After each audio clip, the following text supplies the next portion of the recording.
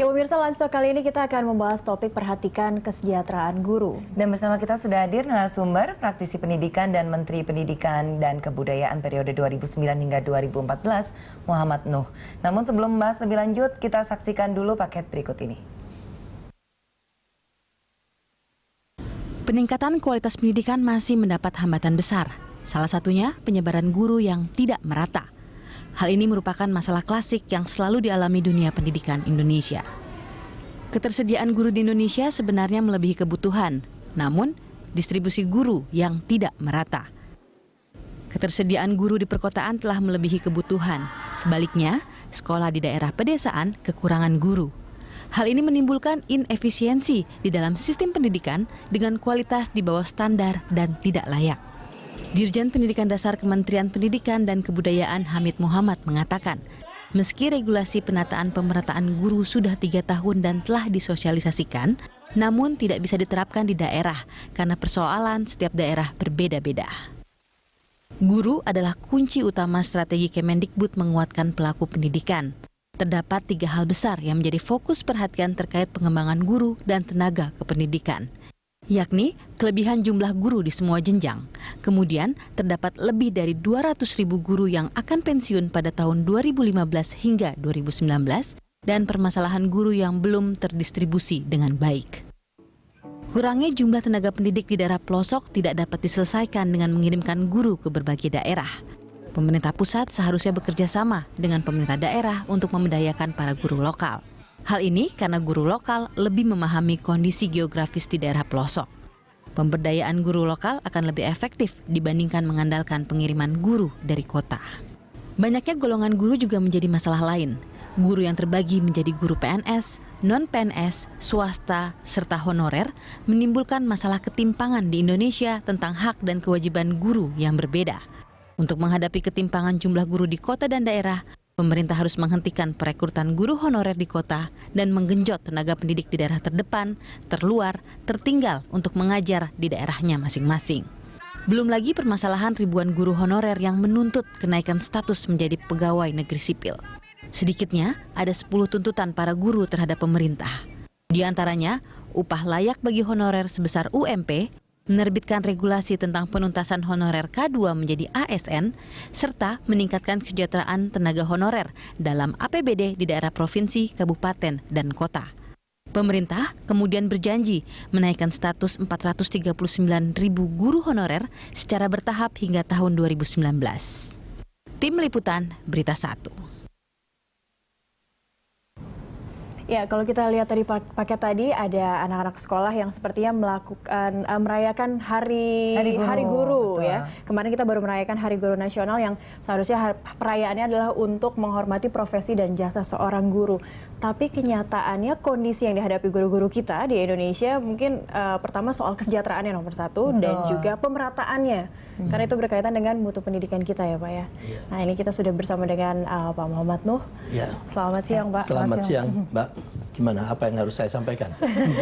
Sebagai bagian dari tenaga pendidik sudah siap sepertinya. Betul, tenaga pendidik kemudian juga pernah membawahi tenaga-tenaga pendidik dan juga staf Mendikbud ya. Jadi gini, pendidikan itu ada 8 faktor utama.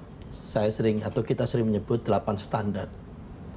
Yaitu salah satu diantaranya adalah standar tentang pendidik dan kependidikan, standar sarana prasarana, standar pembiayaan, standar pengelolaan dan seterusnya. Oleh karena itu, kalau kita ingin mengembangkan dunia pendidikan, letakkan guru itu dalam bingkai satu kesatuan utuh. Tanpa guru tidak akan bisa jalan. Tapi dengan guru tanpa yang lain pun juga tidak bisa sempurna. Oleh karena itu, guru dan yang lain-lain itu menjadi satu kesatuan utuh. Nah, topik hari ini adalah terkait dengan guru. Apa yang menjadi persoalan dasar dari guru kita itu? Ada 4 sebenarnya, yang sangat mendasar. Yaitu yang pertama adalah ketersediaan, yang kedua adalah kualitas, yang ketiga adalah kesejahteraan, dan yang keempat adalah perlindungan. 4 ini yang menjadi tema besar dari persoalan guru yang harus terus-menerus kita upayakan. Nah, yang menjadi sering yang menjadi pokok bahasan di publik itu yang pertama adalah mengenai ketersediaan. Nah, ketersediaan itu memang jumlahnya kurang atau gimana Pak Nuh? Iya. Kan sebenarnya banyak ya kayaknya tenaga pendidik, tapi nggak merata mungkin Pak Nuh ya? Betul, jadi ketersediaan itu biasanya orang menyajikan dalam bentuk rasio. Rasio ketersediaan guru dibanding dengan murid. Ya. Kita itu tahun 2010-2012 data yang kita miliki, yang Kemdikbud miliki, itu satu guru untuk SD itu 17 murid. Untuk SMP 14, untuk SMA, SMK 12. Sebenarnya ini cukup mewah ini dibanding dengan negara-negara lain. Tetapi persoalannya bukan pada rasio nasional itu. Seperti Mbak Dia sampaikan tadi, yaitu distribusinya. Distribusi dari jumlah gurunya, distribusi guru mata pelajaran tertentu terhadap mata pelajaran yang lain, distribusi keahlian yang lain pun juga demikian. Oleh karena itu kita tidak cukup hanya membaca data tadi itu dari rasio guru secara nasional dan murid secara nasional, tetapi harus kita breakdown lagi. Guru mata pelajaran tertentu bisa jadi berlebih, mata pelajaran yang lain sangat kurang. Wilayah tertentu sangat lebih, wilayah yang lain sangat kurang. Dan tidak boleh hanya basisnya itu kabupaten kota, tetapi sampai di satuan pendidikan. Bisa jadi sama-sama dalam kabupaten kota, tetapi di perkotaan menumpuk di situ. Tapi di daerah yang agak terpencil justru mengalami kekurangan. Apa dibagi rayon gitu atau ranting gitu dulu ya Cakri ya? Basisnya basis sekolah aja. Jadi entitas terkecil, unit terkecil itu kan sekolahan. Jadi kita melihat sekolah A di kabupaten A itu gurunya berapa rasio secara total di sekolah itu, terus di breakdown lagi, dipecah lagi mata pelajaran kayak apa, kalau di SD guru kelas kayak apa, demikian dan seterusnya. Tapi itu, kondisinya Pak melihat distribusi guru untuk di kota memang lebih banyak persentasenya dibanding juga di daerah, khususnya di daerah terpencil. Untuk kondisi sekarang ini seperti apa Pak pemerataannya? Jadi kita itu dihadapkan pada dua hal. Yang pertama otonomi daerah. Itu perpindahan karena satu kabupaten kota bisa jadi berlebih, kabupaten kota yang lain tentu berkurang. Lah pindah dari kabupaten kota yang satu ke kabupaten yang lain itu tidaklah mudah. Karena guru ini tercatat sebagai tenaga yang ada di kabupaten A tadi itu. Mindahkannya ini itu perlu proses tersendiri. Itu satu. Yang kedua, di perkotaan sama di pedesaan dalam satu kabupaten kota. Nah, sepanjang kabupaten kota itu tidak memiliki taruhlah daya paksa seseorang untuk diletakkan atau ditugaskan di daerah terpencil, maka selama itu pula dia terdaftar di daerah terpencil. Maka mau tidak mau Pak Nuh, ini kan harus ada kualitas yang disejajarkan gitu, supaya ada standar kualitas tertentu gitu ya. Tapi sekarang ini memang belum merata juga kualitasnya Pak. Itu saya kira pekerjaan yang harus terus-menerus kita lakukan. Oleh karena itu dulu sudah pernah kita rintis yang namanya SM3T itu.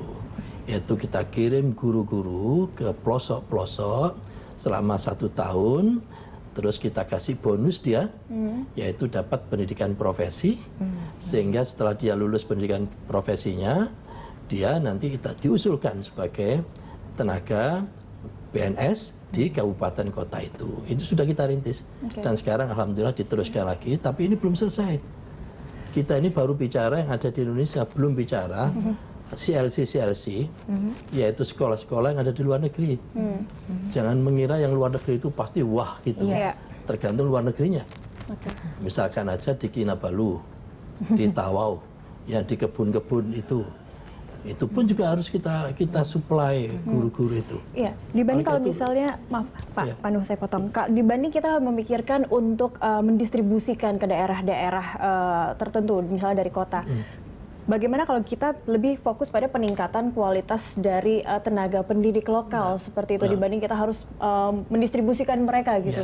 Jadi ketersediaan sama kualitas itu paralel. Paralel. Jadi apa yang kita lakukan insya Allah akan diteruskan. Misalkan aja di daerah-daerah Papua.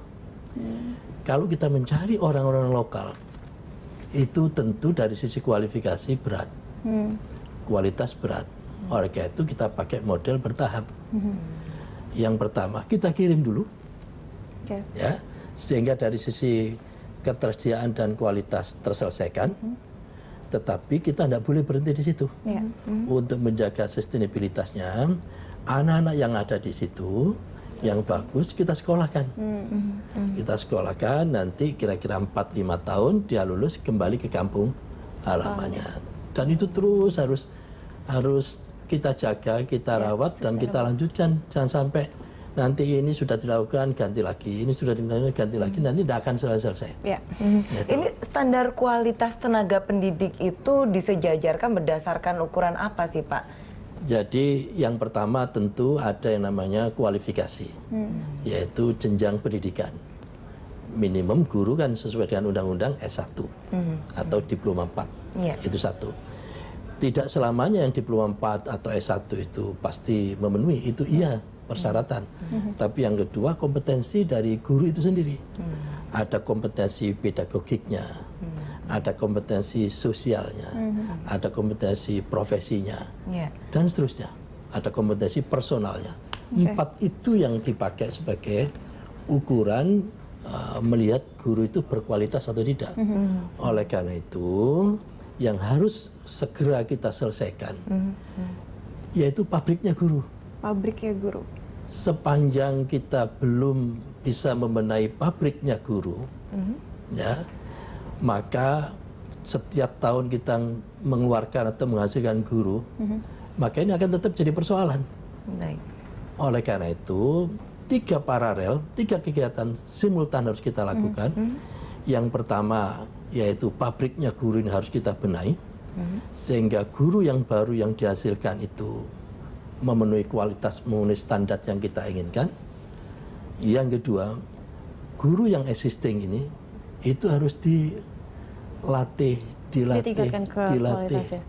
terus begitu. Jadi artinya ada capacity development program di situ Pak Nuh ya. Baik. Bahasa mulianya begitulah. Nah nanti kita akan lanjutkan lagi karena ini bagaimanapun memang banyak orang-orang yang mau jadi tenaga pendidik. Masalahnya kesejahteraannya kan banyak juga yang kurang. Ya kan, kami akan kembali setelah jeda pariwara berikut.